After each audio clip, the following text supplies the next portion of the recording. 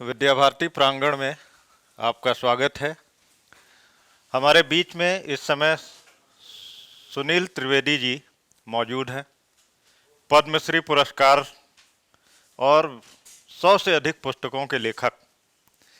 इनके नाम, इनके कृतित्व और व्यक्तित्व के बारे में बहुत सारी चीज़ें ऐसी हैं, बहुत सी बातें ऐसी हैं जिनको जानना आवश्यक है।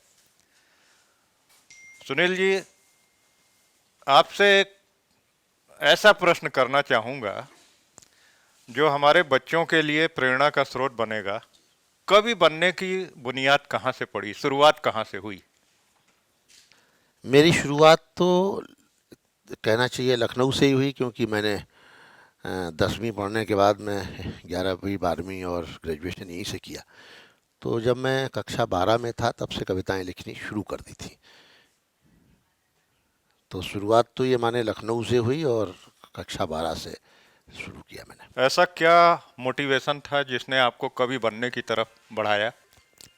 मेरा ये मानना है कि कवि बनाए नहीं जाते, ये ईश्वरीय एक देन है। ईश्वर की इच्छा से आपके भीतर स्वयं विचार आने लगते हैं, स्वयं आप लिखने को प्रेरित होने लगते हैं, और ये सब अपने आप होता रहता है। इसके लिए कोई प्रयास नहीं करना पड़ता। प्रयास बस इतना ही करना होता है कि जब भाव आ रहे हैं, विचार आ रहे हैं, तो बस केवल आपको कागज पेन उठाना है।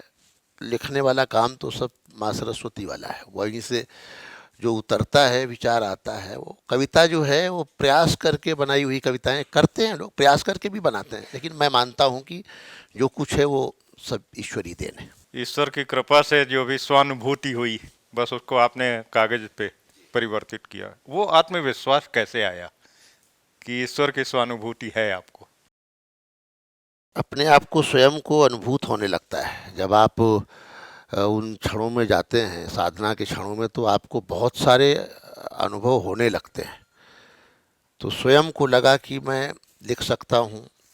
मैं लिखने लगा। लिखने के बाद खुद को मांझने के लिए और लोगों को पढ़ने लगा कि जो हमसे अच्छा लिख रहे हैं, हमसे पहले जिसने लिखा। अगर आप भगवान राम पर कुछ लिखना चाहते हैं तो आपको वाल्मीकि को पढ़ना पड़ेगा, गोस्वामी तुलसीदास जी को पढ़ना पड़ेगा, तब आप कुछ राम पर अच्छा लिख पाएंगे। तो अच्छा लिखने के लिए अच्छा पढ़ना बहुत आवश्यक है, और अच्छी भाषा का ज्ञान, आपका भाषा ज्ञान अगर अच्छा नहीं है तो भी लिखने के लिए कविता जो है वो 3 चीज़ों से मिलकर बनी है। का से कल्पना, वी से विचार, और तालमेल। आपके भीतर कल्पना शक्ति होनी चाहिए, तब आप कवि हो सकते हैं। आपके भीतर संवेदनशील हृदय होना चाहिए, तब आप कविता लिख सकते हैं। अगर किसी की पीड़ा से आप दुखी नहीं हैं, समाज की विद्रूपताएं, समस्याएं आपको दिख नहीं रही हैं, तो फिर आप कवि हो नहीं सकते।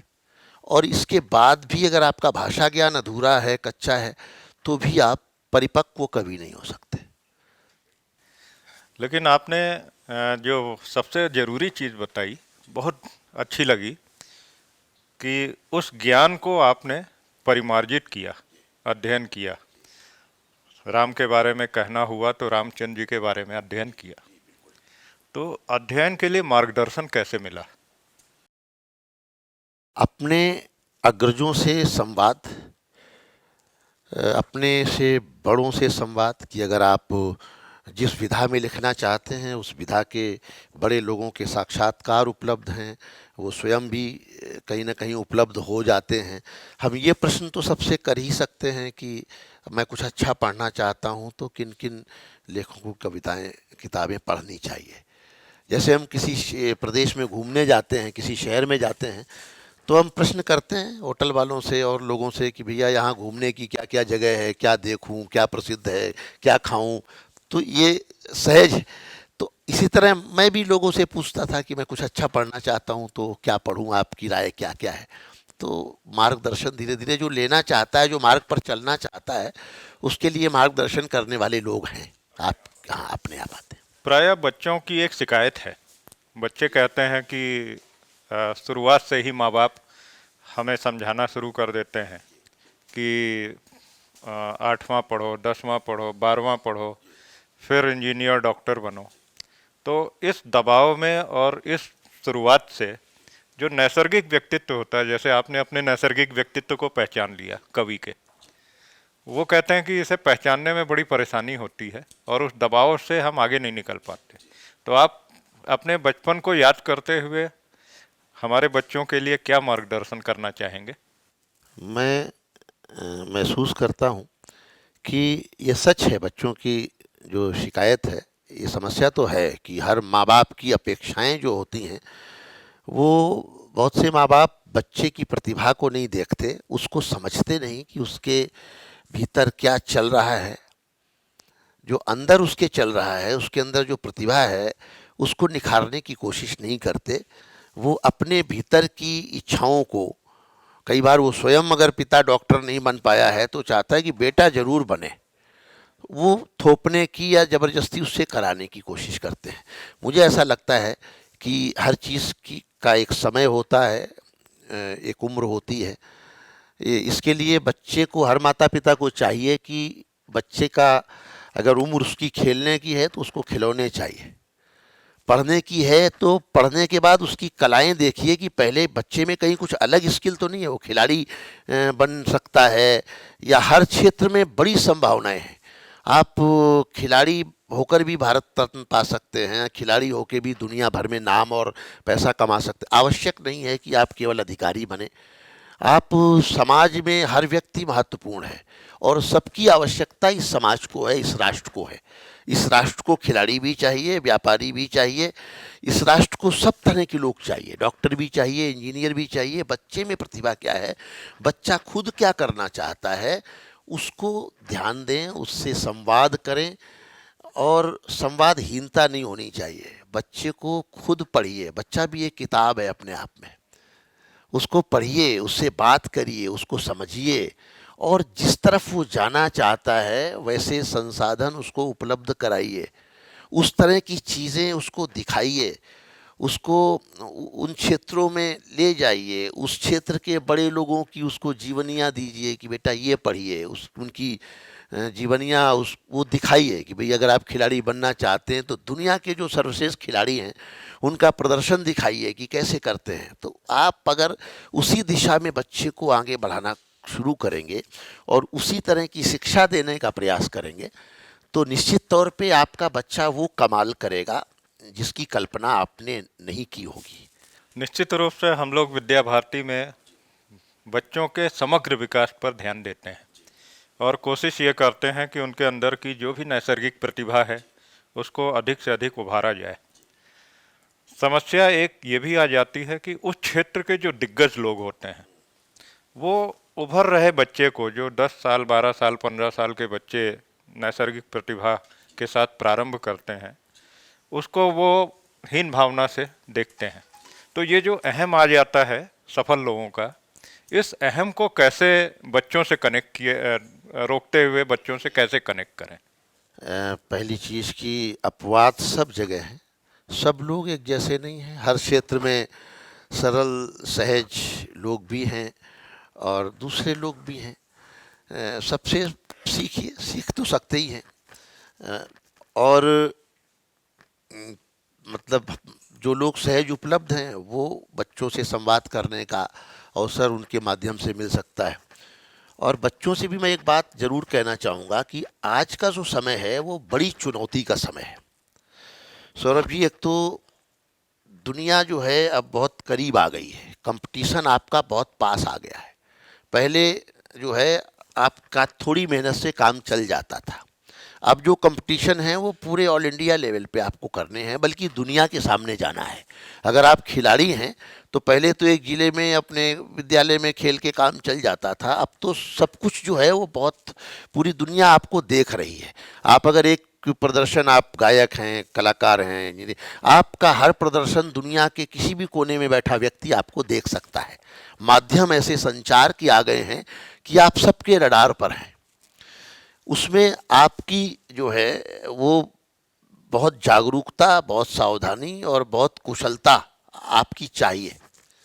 इसके साथ साथ जो बच्चे हमारे परिवारों के हैं, विद्यालय के हैं। जो मुझे लगता है जो बड़ी गलती करता है कोई बच्चा, वो समय जो है जीवन के लिए सबसे आवश्यक चीज़ है।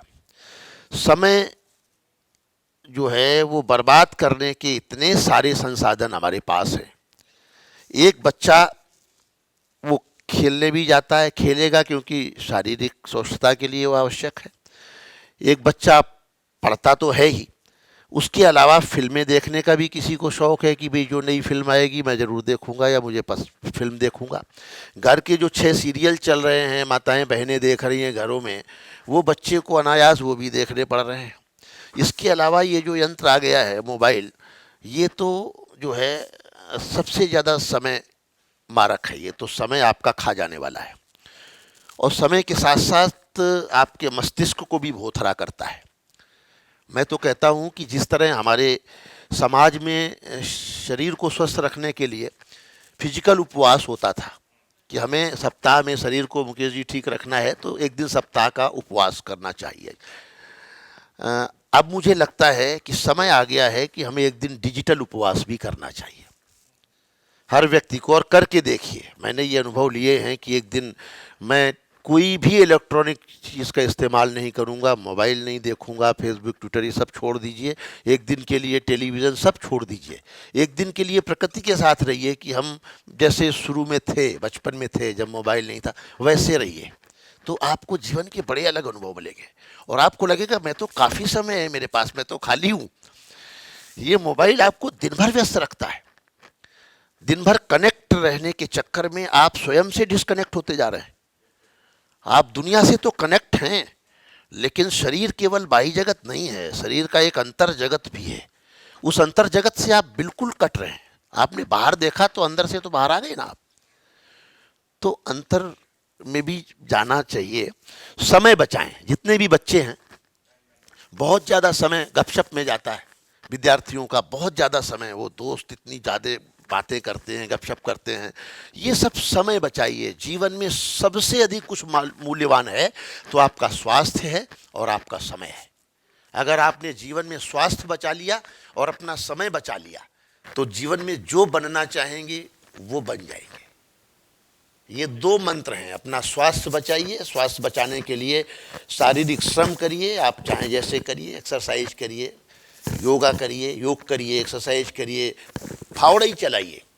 हम लोग गाँव में रहते थे तो कभी योग नहीं किया, उस वहाँ तक था नहीं, पहुँचा नहीं था वो प्रचार उस समय तक, और आवश्यकता भी नहीं लगी। हम तो वो चारा काटने की मशीन चला लिए हैं, फावड़ा लेके पानी भर लिए हैंड पंप से। तो व्यायाम, महिलाओं के भी चक्की पीसने के, वो सब व्यायाम खत्म हो गए। हर चीज़ मशीन पे आ गई। हर चीज़ मशीन पे आ गई। वो सब व्यायाम तो खत्म हो गए शरीर से, जीवन से। अब जिम जाना पड़ता है, अब योग करना पड़ता है। तो मैं ये कहता हूँ कि जीवन में शरीर को स्वस्थ रखने के लिए बहुत आवश्यक है और समय विद्यार्थी बचाएं और जिस दिशा में जाना चाहते हैं उसी दिशा में रहें। भटकने की आवश्यकता नहीं है। सब कुछ होता है अगर ठान लीजिए कि मुझे डॉक्टर बनना है, इंजीनियर बनना है, वही बनेंगे, बस उसी दिशा में चलिए। बहुत सही बताया आपने। और बच्चों के लिए समय, समय के साथ स्वास्थ्य और स्वास्थ्य के साथ वर्तमान समाज में अपनी एग्जिस्टेंस या अपनी उपस्थिति को दर्ज कराने की इच्छा शक्ति। आप बच्चों के लिए कुछ ऐसा और बता सकते हैं कि उस इच्छा शक्ति को सफल मार्ग पे ले जाने के लिए, सफल और असफल दोनों मार्ग हो सकते हैं। असफल मार्ग एक काल्पनिक मार्ग है, सफल मार्ग निश्चित रूप से वास्तविक मार्ग होगा। उसे कैसे डिफरेंशिएट करें, वो कैसे अलग अलग समझें? परिश्रम से बड़ी कुंजी कुछ और नहीं है। आप जिस क्षेत्र में हैं, आप ये देखें कि उस काम के लिए, उस क्षेत्र के लिए आप समय कितना लगा रहे हैं, परिश्रम कितना कर रहे हैं। अगर आप देखिए, दुनिया में किसी भी कंपटीशन में आप जाइए, हार जीत बिल्कुल सेकंड्स में होती है। फर्स्ट डिवीजन या टॉपर से 2 नंबर रह गया, यार मैं तो 3 नंबर रह गया, मैं तो आधा नंबर रह गया, इतना ही होता है। टॉपर जो 100 नंबर का अंतर नहीं होता। जो ओलंपिक दौड़ते हैं वो सेकंड्स के उसमें बस सेकंड रह जाते हैं। बस इसका मतलब ये है कि जितनी मेहनत उसने की ना, उतनी आप नहीं कर पाए। और जब भी असफल हो जीवन में तो निराश ना हो, ये सोचें कि मेरी मेहनत में थोड़ी सी कमी रही होगी, मेहनत का समय बढ़ा दें। अगर आप 2 घंटे पढ़ते हैं तो 3 कर दीजिए, 4 कर दीजिए, 5 कर दीजिए। आप अपनी मेहनत का समय बढ़ाते जाएं, अपना समर्पण बनाते जाएं और एकाग्र चित्तता बढ़ाते जाएं। एक मुश्किल ये भी होती है कि हम एकाग्र चित्त नहीं होते। इसलिए नहीं होते क्योंकि वो तमाम संसाधन हैं कि आप पढ़ रहे हैं, फिर किसी का मैसेज आ गया, किसी दोस्त से चैटिंग शुरू हो गई, तो फिर वो जो कुछ पढ़ रहे थे वो विस्मृत हो गया। समय का प्रबंधन बहुत खराब है। अगर आप सुबह 4 बजे उठ के पढ़ते हैं तो आपका मस्तिष्क एकदम तरोताज़ा होता है, उस समय ऑक्सीजन लेवल ज़्यादा होता है, उस समय जो आप पढ़ते हैं वो जल्दी आप तक पहुंचता है। तो अब आप 8 बजे सो के उठ रहे हैं तो जो 4 बजे पढ़ने लग गया तो उससे तो आप पीछे रह ही जाएंगे। तो आप ये स्वयं को रीड करिए कि मैं आगे, दुनिया से पहले जागिए। दुनिया से ये आप ये करिए कि मैं सबसे पहले उठूंगा और अपनी पढ़ाई दूसरों से पहले शुरू कर दूंगा। बिल्कुल सही। विद्या भारती में सुनील जी हम लोग संस्कार युक्त शिक्षा की बात करते हैं। भारतवर्ष की संस्कृति, भारतवर्ष के महापुरुष, भारतवर्ष के अच्छे कार्य, इसके बारे में हम अपने विद्यार्थियों को बहुत बचपन से पढ़ाते हैं और पंचपदी शिक्षण पद्धति हमारा उसी का एक अंग है।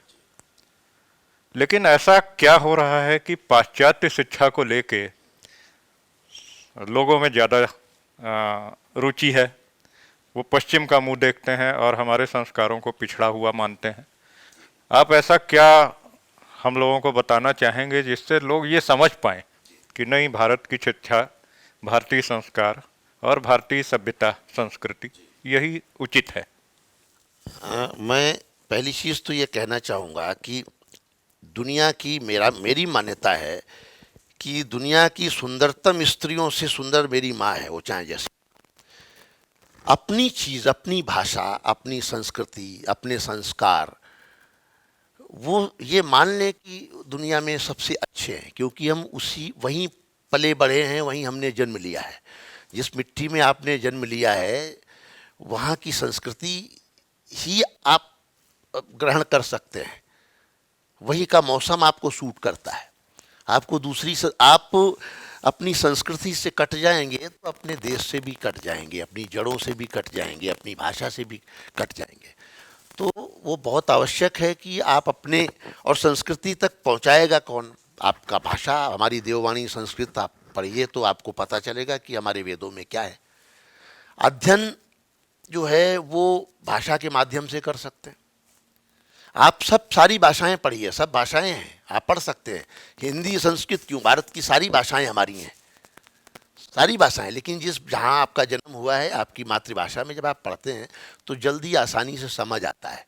जैसे मैं अवध क्षेत्र का हूँ या कोई भोजपुरी क्षेत्र का है तो भोजपुरी कोई बोलता है तो खुद को अच्छा लगता है, मीठी भी लगती है। लेकिन ये जो आकर्षण है, आपने कहा पाश्चात्य जगत का, वो सौरभ जी बड़ी विचित्र सी संस्कृति में हम पिछले 50-60 साल से चल रहे हैं। जो हमको दिखाया गया, जो महान बताया गया, वो सच में महान था नहीं। हमको पढ़ाया गया औरंगजेब महान, अकबर महान, ऐसी चीज़ें पढ़ाई गई जो भारत की मिट्टी की नहीं थी। वो पढ़ाई क्या थोपी गई। हमारे बच्चों को कभी पढ़ाया ही नहीं गया बचपन से कि हम किस संस्कृति के लोग हैं। हमारे यहाँ जो है, कई बार लगता है, ये कहने वाली बात है कि हम गीता पर हाथ रख के शपथ तो खाते हैं लेकिन गीता पढ़ाते नहीं है विद्यालय में। क्यों भाई? अब वो सब होना चाहिए। हम गीता की बात पूरे जीवन करते हैं कि जीवन का सत्य है, जीवन का मर्म है। भाई वो मर्म पढ़ाओ ना विद्यालय को, बच्चों को पढ़ाना। तो जो शिक्षा नीति हमारी है, अब तक रही है, वो बहुत खराब शिक्षा नीति रही है। भारत के जो भविष्य को चौपट करने में वो शिक्षा नीति का बहुत बड़ा हाथ रहा है। एक तरह से वो साजिश रही है, कुचक्र रहा है। ये नई शिक्षा नीति सरकार लेकर आ रही है, ये अगर लागू हो जाती पहले ही, 50 साल पहले, 60 साल पहले, जब देश स्वतंत्र हुआ, लेकिन हम सांस्कृतिक तौर पे स्वतंत्र हो नहीं पाए। हम पर जो संस्कृति, जो चीज़ें लाद दी गई, थोप दी गई, शैक्षिक रूप से हम कभी स्वतंत्र नहीं हो पाए। हम भाषाई रूप से भी कभी स्वतंत्र नहीं हुए। हमें जो पढ़ाया गया, जो बताया गया, वो हमारी संस्कृति, हमारी भाषा थी ही नहीं। तो अब कम से कम मैं समझता हूँ कि नई शिक्षा नीति उससे बाहर निकालेगी, और अब जो युवा तैयार होगा, अब जो बच्चे निकलेंगे, वो राष्ट्र निर्माण में बहुत सहायक होंगे, और अब हम सही रास्ते पर हैं। बिल्कुल सही है। और जो शोध हमारे पुरातन शोध थे, उनको भी हम नवीन रूप इस राष्ट्रीय शिक्षा नीति में देने के लिए कृतिबद्ध हैं। और जो पश्चिम की तरफ हम देखते थे, हर तरह का शोध, चाहे वो फार्मा का हो, चाहे आर्म्स का हो, वो शायद अब अपने देश में भी होगा, ऐसा हम लोगों को विश्वास भी है। हमारे बच्चे शोध में भी जाएं, हमारे बच्चे हर तरह के विकास में एक तरीके से ऐसे खड़े हों कि विकास उन्हीं को करना है। ऐसी प्रेरणा या ऐसा इंस्पिरेशन आप कैसे देना चाहेंगे बच्चों को? देश तो हम सब मिलकर ही बनाएंगे, और युवा ही बनाएंगे। ये जो बच्चे आ रहे हैं, जो पढ़ रहे हैं, अब देश यही बनाएंगे। हम लोग तो अब उन्हें दिशा दिखा सकते हैं, नई शिक्षा नीति दे सकते हैं। उस मार्ग पर चलना तो युवाओं को है, और अपना देश है बनाना, इसे स्वच्छ रखना, इसे स्वस्थ रखना, एक स्वस्थ भारत का निर्माण, एक स्वच्छ भारत का निर्माण, एक समृद्ध भारत का निर्माण हम सबको मिलकर करना है। और उसके लिए ये माने कि कई बार होता है सौरभ जी कि हम अपने घर को तो साफ रखना चाहते हैं, लेकिन कचरा बाहर पड़ोसी की तरफ या दरवाजे पे फेंकना चाहते हैं। हमें ये मानना होगा कि हम, ये घर ही हमारा परिवार नहीं है, उसको थोड़ा और बड़ा कर दीजिए तो वो मोहल्ला भी आपका परिवार ही है, वो बस्ती, वो शहर भी आपका परिवार ही है, वो प्रदेश भी आपका परिवार भी है। अपने दायरे को बड़ा करते जाएंगे। हम विश्व बंधुत्व, वसुधैव कुटुंबकम कहने वाले लोग हैं। हमने तो दुनिया को परिवार माना है, लेकिन जिया नहीं है। जिया होता तो फिर हमें स्वच्छ भारत ही मिलता। स्वच्छ भारत कहने की आवश्यकता न करती प्रधानमंत्री जी को कि स्वच्छता अभियान चलाया जा रहा है। हम कहते हैं, लेकिन हम मानते अपने घर की दीवारों को ही अपना घर मानते हैं। तो ये कम से कम अपने आप को थोड़ा बड़ा करना पड़ेगा, थोड़ा विराट करना पड़ेगा। मुझे एक छोटी सी कथा, संस्मरण याद आता है कि किसी संत के पास कोई गया और कहा कि बहुत स्वामी जी दुखी हूँ, जीवन से निराश हूँ, और दुखों से मैं भरा हुआ हूँ, पीड़ा से भरा हुआ हूँ, और क्या करूँ, जीने की इच्छा नहीं है। तो संत उसको लेके एक नदी के पास गए और एक गिलास में जल दिया। बोले पहले जो है इस जल को पी लो। उसमें एक मुट्ठी नमक डाल दिया उन्होंने, और नमक के बाद वो कहा ये तो नहीं पी सकता मैं, तो बहुत ज़्यादा नमक है। उसके बाद पास में नदी बह रही थी, उसके पास ले गए और उस नदी में भी एक मुट्ठी नमक उन्होंने डाल दिया, और फिर वही गिलास उस नदी से निकाल के कहा अब पियो। तो उस व्यक्ति ने बड़े आराम से पी लिया। बोले ये तो मैं पी सकता हूँ। बोले मैंने कुछ नहीं किया, केवल जल को बड़ा कर दिया। ये जल है, इसको हमने बड़ा कर दिया। आप अपने आप को बड़ा कर दो तो दुख आपके बहुत छोटे हो जाएंगे। बड़ा कर दो अपने आप को तो समस्याएं छोटी हो जाएंगी। आप जितना छोटे होते जाएंगे तो समस्याएं बड़ी होनी शुरू हो जाएंगी। तो अपने आप को बड़ा करिए, बड़ा सोचिए, और स्वयं तक न सोचिए, परिवार तक न सोचिए। आप समाज के बारे में भी सोचिए, राष्ट्र के बारे में भी सोचिए।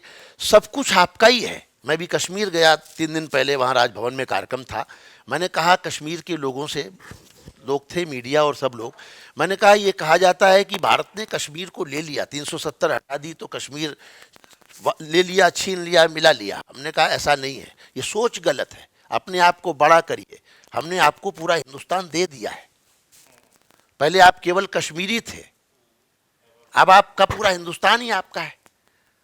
तो आप केवल सोचिए ना, ये सोच रखिए कि हिंदुस्तान पहले, हम हिंदुस्तान से अलग थे, हमारा संविधान कटे फटे थे, झंडा अलग था, अब हमने पूरा तिरंगा ही आपको दे दिया, आप अपने आप को अलग कैसे कर रहे हैं? बहुत बढ़िया। तो अपने आप को बड़ा करिए और ये सोचिए, ये ज़रूर सोचिए कि हमारी शिक्षा जो हम पढ़ रहे हैं, सरस्वती शिशु मंदिर विद्या भारती का नाम कैसे बड़ा हो, गर्व कैसे हो, ऐसा लगे कि भाई ये विद्यार्थी हमारे यहाँ का है। माँ बाप को गर्व हो, आपके विद्यालय को, आपके गुरुजनों को गर्व हो, आपके समाज को गर्व हो। घर से एक आईएएस निकलता है तो पूरे मोहल्ले के, शहर के लोग कहते हैं कि हमारे गांव का ये आईएएस है। तो ऐसा कुछ बनिए कि गर्व करें लोग आप पर। देश से बाहर जाएं तो देश को गर्व हो कि ये हमारे भारतीय हैं। तो कुछ ऐसा करिए, बड़ा करिए और पूरे समाज को अपना ही मानिए, कोई पराया यहाँ है ही नहीं। जिस अपना मान लिया तो सारी दीवारें ही खत्म हो गई। बहुत सही। आपने बहुत अथक मेहनत की होगी, 30 वर्षों का आपका जो अंतराल, उसमें सफलताएं, एक से एक सफलताएं आपके नाम लिखी गई। पद्मश्री जब आपको मिला तो आपने कैसा महसूस किया? अच्छा लगा। ये अच्छा लगा कि मुझे समय पर मिला। मिलना तो था ही, ये तो मुझे मालूम था कि आत्मविश्वास, क्योंकि मैं काम करने वाला व्यक्ति हूँ, और ना भी मिलता तो मैं महसूस करता था कि मैं अच्छा कर रहा हूँ, यही काफ़ी है। मैं अगर स्वयं संतुष्ट हूँ, इतना ही काफ़ी है मेरे लिए। मैं स्वयं साधक हूँ, मुझे अगर ईश्वर की अनुभूति हो रही है, मैंने कोई गलत काम जीवन में नहीं किया, मैं स्वयं के जीवन से संतुष्ट हूँ, तो मेरे लिए इतना ही काफ़ी है। लेकिन धन्यवाद, आभार सरकार का, उन लोगों का, उस कमेटी का जिन्होंने मेरी प्रतिभा को पहचान लिया समय से। हमें ये ज़रूर दुख होता जब मुझे 60-70 साल की उम्र में मिलता, तो मुझे लगता कि अगर वो पहले मिलता तो शायद मुझे खुशी भी ज़्यादा होती और काम करने में मुझे ऊर्जा भी और ज़्यादा लगा कि मैं और काम करता। लेकिन मैं तो कर्मयोगी हूँ, चरे वेती वाला हूँ, रात दिन काम करने वाला हूँ, और वो काम मेरे लिए नहीं है। कविताएं भी मेरी अब नहीं है, जो लिख दिया वो सब समाज का हो गया, समाज के लिए है, किसी के होठों के ठहाकों के लिए है, किसी के निर्माण के लिए है, किसी को। मेरी कविताएं सौरभ जी, साहित्य जो है वो बहुत अलग अलग रंग का है। जैसे 10 किताबें मेरी भाषा विज्ञान की हैं, सारे कोष हैं, प्रयोजनमूलक हिंदी, व्याकरणिक हिंदी, व्यावहारिक हिंदी, सारे कोष हैं, मुहावरा कोष, लोकोक्ति कोष, और वो सब बीए एमए के स्तर पे कहीं ना कहीं लोग उसका लाभ ले रहे हैं। बच्चों की 10-15-20 किताबें हैं, जो बाल गीत जिन्हें आप कह सकते हैं। अमेरिका की कुछ संस्थाएं हैं जो हिंदी के विद्यालय चलाते हैं, हिंदी यूएसए हैं, देवेंद्र सिंह जी, उनके कोर्सों में वो बच्चों की किताबें पढ़ी जाती हैं। मेरे भजन की किताबें हैं, जिन्हें भजन अनूप जलोटा जी ने, जगजीत सिंह ने, सब ने गाए हैं। तो मैं एक ऐसा कवि हूँ जो बच्चों के काम भी आता हूँ, बुज़ुर्गों के काम भी भजन के रूप में आता हूँ। थके हारे मजदूर श्रमिक के होठों पर मुस्कुराहट, निराश और दुखी लोगों के होठों पर मुस्कुराहट लाने के लिए मैं हास्य कवि भी हूँ। सेना के बीच जाकर जवानों में जोश भरने का भी काम करता हूँ। तो अलग अलग तरह की कविताएं। अभी तो इस तरह की कविताएं ज़्यादा लिख रहा हूँ, जैसे उत्तर प्रदेश गीत मैंने लिखा कि गीत पढ़ के आपको लगे कि आपने उत्तर प्रदेश देख लिया। उत्तर प्रदेश से कोई आदमी 50 साल पहले छोड़ के अमेरिका कनाडा चला गया होगा, तो उसके बच्चों को अगर उत्तर प्रदेश समझना होगा तो वो एक गीत में समझ जाएगा कि उत्तर प्रदेश में क्या क्या है, क्या क्या महत्वपूर्ण है। वो एक गीत के माध्यम से जो कार्य, मैं ये सोचता हूँ कि समय लोगों के पास कम है, 10 किताबें पढ़ने के बाद जो ज्ञान आपको प्राप्त होगा, वो ज्ञान मेरी एक कविता सुनकर भी आपको उतना मिल जाएगा। ये मैं कोशिश करता हूँ। सार सार को गई रहे थोथा दे उड़ाए। कई बार किताब पृष्ठ बढ़ाने के लिए भी लिखी जाती है। कहानी का, किसी फिल्म की कहानी भी 3 घंटे देखते हैं, उसका सारा सार तो 2 मिनट में बताया जा सकता है कि ऐसा ऐसा हुआ था और बाद में यहाँ खत्म हुई। तो इस तरह के कार्य, अभी मैं शहरों के गीत भी लिख रहा हूँ। गोरखपुर का गीत लिखूंगा तो पढ़ के लगेगा कि गोरखपुर में क्या क्या देखने लायक है, क्या महत्वपूर्ण है। तो वो सांस्कृतिक दृष्टि से, ऐतिहासिक दृष्टि से वो सब चीज़ें बड़ी महत्वपूर्ण हैं जो मैं करता हूँ। निश्चित रूप से आपके अंदर ईश्वर ने बहुमुखी प्रतिभा दी है। और आपने उस बहुमुखी प्रतिभा को पहचानते हुए उसका सही उपयोग भी समाज के लिए किया। एक संख्या जो हम बोलने वाले हैं, सुन के आपको आश्चर्य होगा। विद्या भारती में हम लगभग 35-40 लाख बच्चों को पढ़ा रहे हैं पूरे देश में, और विश्व के सबसे बड़े शैक्षणिक संगठन के रूप में हमारी पहचान है।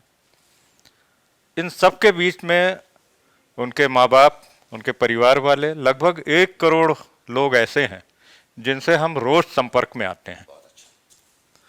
तो शायद ये सारे लोग आपको धीरे धीरे सुनते रहेंगे, आपका ये व्यक्तित्व उनके सामने आता जाएगा समय के साथ। कोई एक ऐसी कविता या कोई एक ऐसी गीत जिसे आप सुनाना चाहें?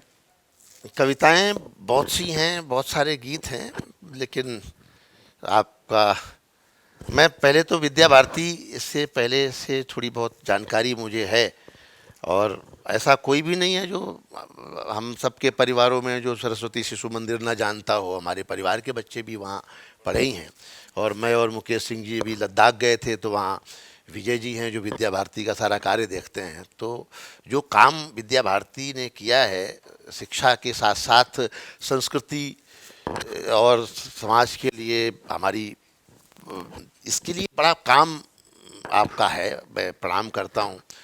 और इतने लोग आपसे जुड़े हैं, 40 लाख विद्यार्थियों को शिक्षा देना, और वो शिक्षा देना जो समाज के लिए, राष्ट्र के लिए उपयोगी है। शिक्षा भी सार्थक और निरर्थक दोनों तरह की है। तमाम शिक्षा ऐसी भी दी गई जो जीवन में कभी काम ही नहीं आई। कम से कम ये शिक्षा और संस्कार काम तो आए जीवन में, और ये सही समय है जब हम शिक्षा के साथ, वो शिक्षा ही क्या जिसमें संस्कार ना हो। तो शिक्षा विद्या भारती का बड़ा काम है। मैं प्रणाम करता हूँ। और श्रद्धेय रज्जू भैया जी का नाम देखकर मैं तो मिला भी हूँ उनसे कई बार, ऐसा अवसर आया, वो देख के भी मुझे बड़ा अच्छा लग रहा है। ये जानकारी यहाँ की थी नहीं, मुकेश जी ने मुझे बताया कि इतना बड़ा सेंटर है और इतना अत्याधुनिक है। जिस व्यवस्थित तौर पे आपने ये सब किया है, मैं खुद बड़ा अचंभित हूँ कि मैं दिल्ली रहता हूँ, महानगरों में, वहाँ भी ऐसा कुछ मैंने नहीं देखा। तो जिस तरह से व्यवस्थित तरीके से आपने किया है कार्य, मैं आपको बहुत बधाई देता हूँ। और एक कविता मैं छोटी सी आपको सुनाता हूँ, भारत से जुड़ी हुई कविता है भारत की।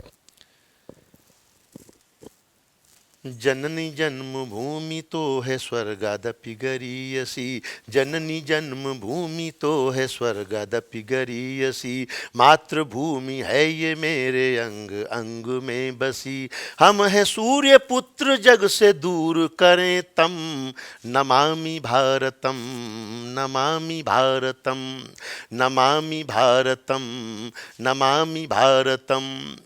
इसके अन्न जल से हम पले बड़े हुए, पैर रख के इसके वक्ष पर खड़े हुए, माँ के ही आशीष से महान बन सके, दम पे धरती के ही आसमान बन सके, इसके दम पे ही जहाँ में शान से हैं हम, नमामि भारतम नमामि भारतम नमामि भारतम नमामि भारतम। इसके रोम रोम से दुलार ही मिला, तन बदन से इसके हमको प्यार ही मिला, महिमा इसकी माटी की अपार देखिए, हिंद वासियों में है निखार देखिए, बढ़ गया तो रुक नहीं सका कोई कदम, नमामि भारतम नमामि भारतम नमामि भारतम।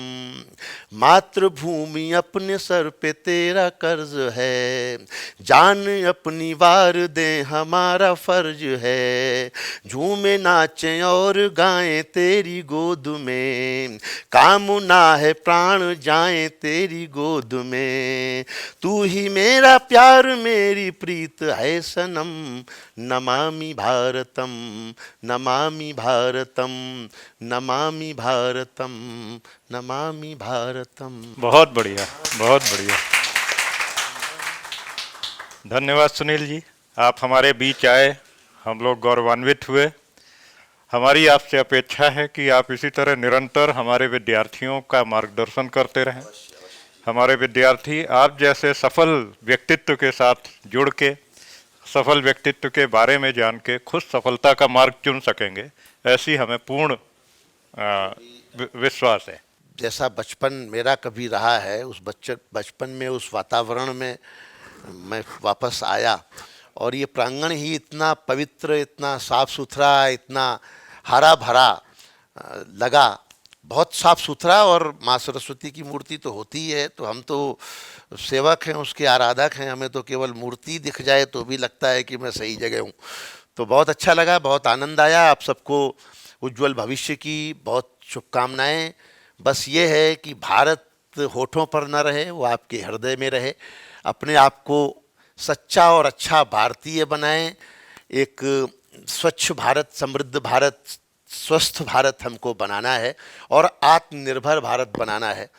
वो भारत जिसके लिए हमें किसी भी सामान, किसी भी चीज़ के लिए दुनिया की तरफ देखना ना पड़े। वो भारत जिसके लिए हमें किसी के सामने किसी टेक्नोलॉजी के लिए हाथ फैलाने ना पड़े। दुनिया में हमारे ही लोग जाते हैं टेक्नोलॉजी, अमेरिका में तमाम सॉफ्टवेयर इंजीनियर सब भारत से गए हुए लोग हैं। भारत से उन्हें जाना ना पड़े, वो भारत में ही रहें, उनको भारत में ही ऐसी सुविधाएं, सम्मान मिलें। तो हम भारत जो है सच में विश्वगुरु पहले भी था और फिर से विश्वगुरु होने की ओर अग्रसर है। तो मैं आप सबके उत्तम स्वास्थ्य की और उत्तम भविष्य की कामना करता हूँ, ईश्वर से प्रार्थना करता हूँ और विद्या भारती के माध्यम से इससे जुड़े सभी परिवारों को अपने प्रणाम भेजता हूँ। नमस्कार।